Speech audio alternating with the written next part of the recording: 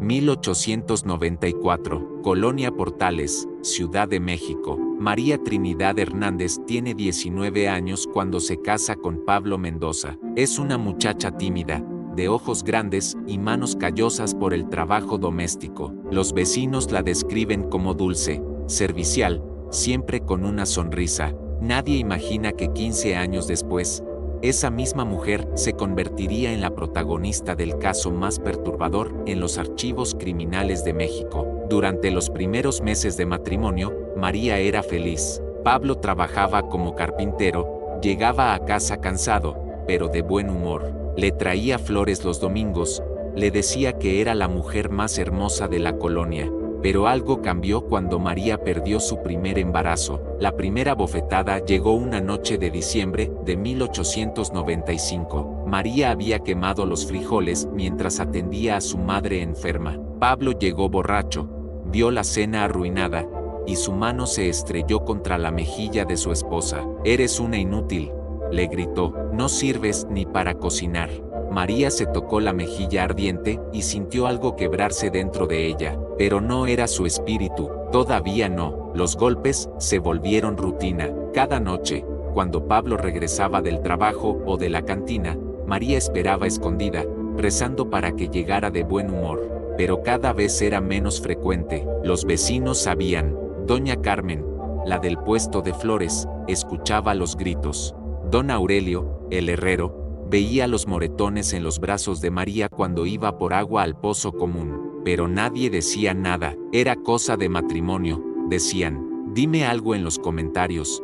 ¿Has conocido alguna vez a alguien como María? A una persona invisible, de esas que viven en silencio situaciones que no deberían existir. Porque la realidad es que María Trinidad no fue la única mujer de su época viviendo este infierno. ¿Te has preguntado alguna vez qué puede soportar una persona antes de quebrarse completamente? María Trinidad estaba a punto de descubrirlo. Para 1905, María había cambiado. Ya no sonreía a los vecinos, caminaba con la cabeza agachada, evitaba las conversaciones. Su cuerpo llevaba las marcas de una década de violencia, cicatrices en las costillas, dedos mal soldados por fracturas, una cojera ligera en la pierna izquierda, pero lo que realmente había cambiado era algo invisible.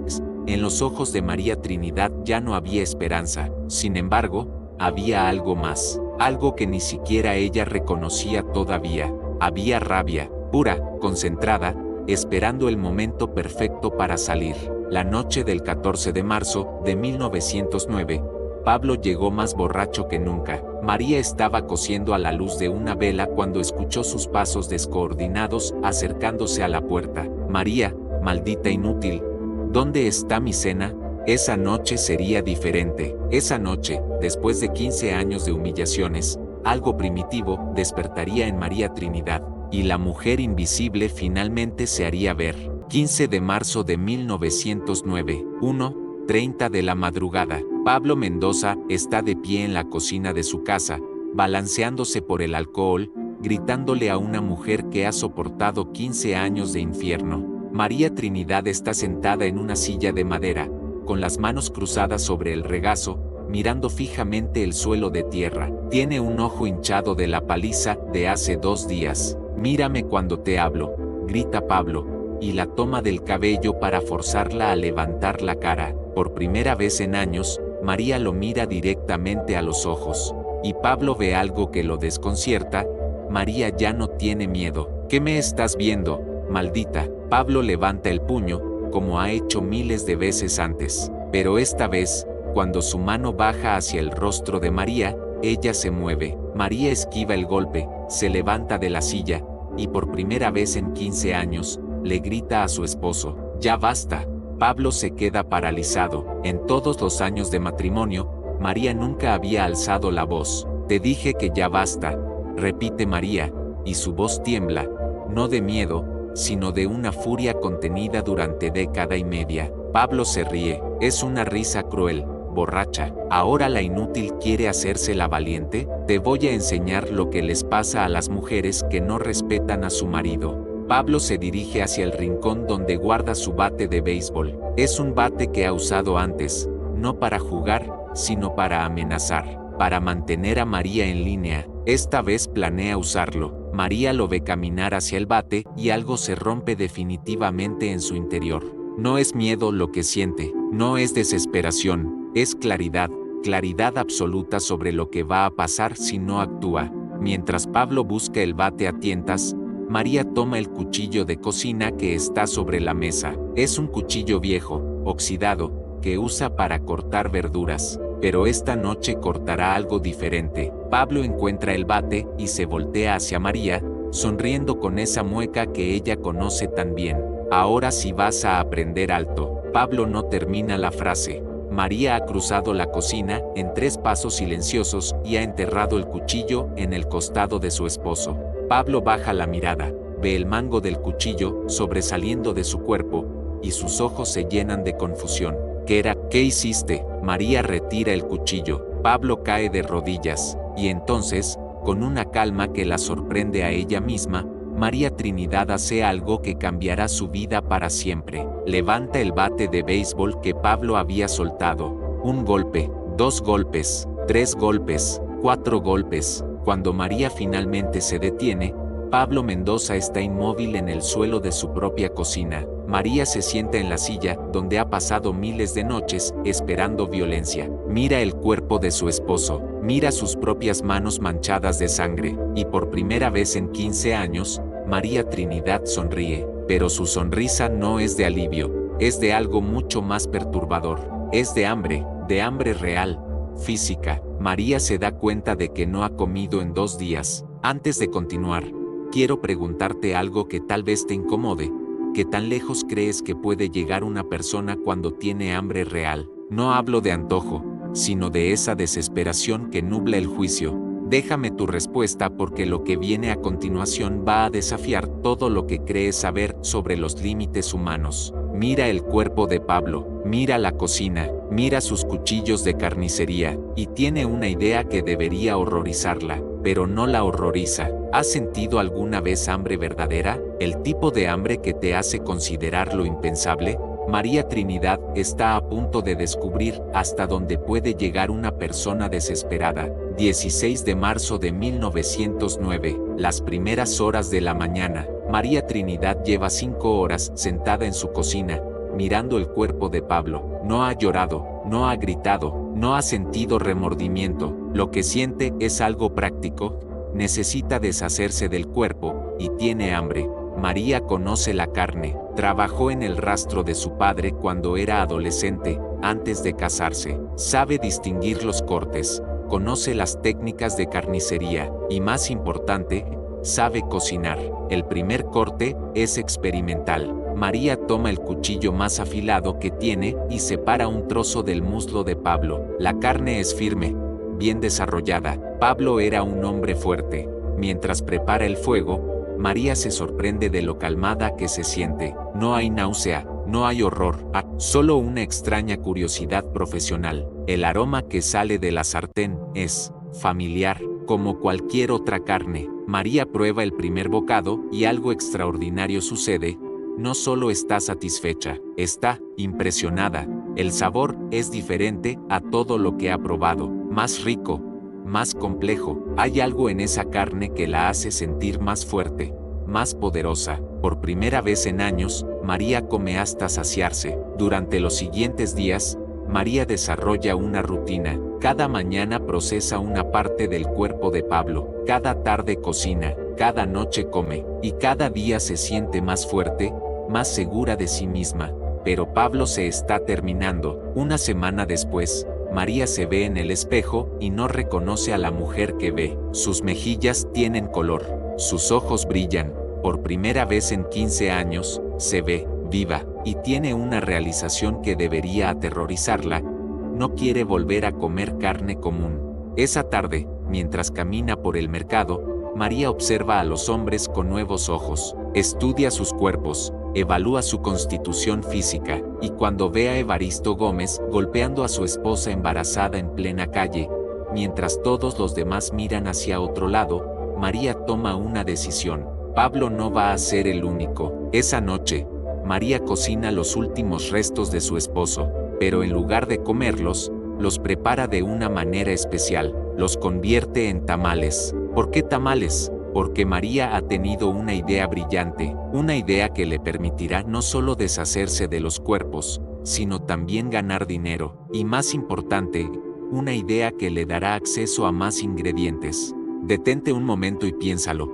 ¿Crees que lo que hizo María fue producto de la locura, o de una lógica retorcida pero comprensible? Porque lo que viene después te va a hacer cuestionar dónde está realmente la línea entre supervivencia y monstruosidad. Cuéntame qué opinas en los comentarios. Al día siguiente, María sale por primera vez en meses a vender comida en la calle. Tamales caseros, grita, hechos con carne especial. Los tamales se agotan en 2 horas. Doña Carmen, la florista, compra 3 y le dice: María, estos tamales tienen un sabor que nunca había probado. ¿Cuál es tu secreto? María sonríe. Es una sonrisa que habría aterrado a Pablo si hubiera estado vivo para verla. Es carne muy fresca, responde María. La consigo directamente del proveedor. Esa noche, mientras cuenta las monedas ganadas con la venta de sus tamales, María Trinidad se da cuenta de algo que la emociona y la perturba al mismo tiempo. Ha encontrado su vocación, y Evaristo Gómez, el hombre que golpea a su esposa embarazada, está a punto de convertirse en su siguiente obra maestra culinaria, porque María Trinidad ha descubierto que la venganza no solo es un plato que se sirve frío, a veces se sirve caliente, envuelta en hojas de maíz, y sabe mejor de lo que jamás imaginó. Mayo de 1910, un año después de la muerte de Pablo Mendoza, los tamales de María Trinidad se han convertido en leyenda en la colonia Portales. Gente de colonias vecinas cruza la ciudad solo para probar su carne especial. Siempre se agotan antes del mediodía. Lo que nadie sabe es que María ha perfeccionado no solo sus recetas, sino también su método de caza. En 12 meses, 14 hombres han desaparecido en la zona sur de la capital. Todos tenían algo en común, ¿no? Golpeaban a sus esposas, abusaban de sus hijos, o aterrorizaban a sus familias. Y todos fueron vistos por última vez comprando tamales. María ya no actúa por impulso. Cada víctima es cuidadosamente seleccionada, estudiada durante semanas. Conoce sus rutinas, sus debilidades, el momento exacto en que están más vulnerables. Su técnica es simple pero efectiva. Espera a que lleguen borrachos a casa, los invita a pasar con la excusa de venderles tamales para la cruda, y cuando están distraídos, el bate de béisbol cumple su función. Pero María ha descubierto algo que la fascina: diferentes tipos de miedo producen diferentes sabores. Evaristo Gómez, que murió aterrado, tenía un sabor amargo. Florencio Ramírez, que luchó hasta el final, sabía más fuerte, más intenso. Teodoro Vázquez, que suplicó por su vida, tenía una textura más suave. María ha comenzado a experimentar con técnicas para maximizar el terror antes de la muerte, no por crueldad, sino por perfeccionismo culinario, y los resultados hablan por sí solos. Sus tamales son los más solicitados de todo el sur de la capital. Pero el éxito trae complicaciones. Aquí quiero hacerte una pregunta inquietante. ¿Conoces a alguien en tu vida que podrías considerar un monstruo? Alguien que lastima a otros sin consecuencias. Porque María tenía una lista muy específica de este tipo de personas, y una solución definitiva para cada uno. Déjame saber en los comentarios si crees que algunos monstruos merecen el destino que María les daba. El inspector Juventino Rosas ha comenzado a notar patrones en las desapariciones. Hombres jóvenes, fuertes, todos con antecedentes de violencia doméstica, todos de la misma zona, y todos conectados de alguna manera con una mujer que vende los mejores tamales de la ciudad. 15 de enero de 1910, 6:30 de la mañana, el inspector Rosas toca la puerta de María Trinidad.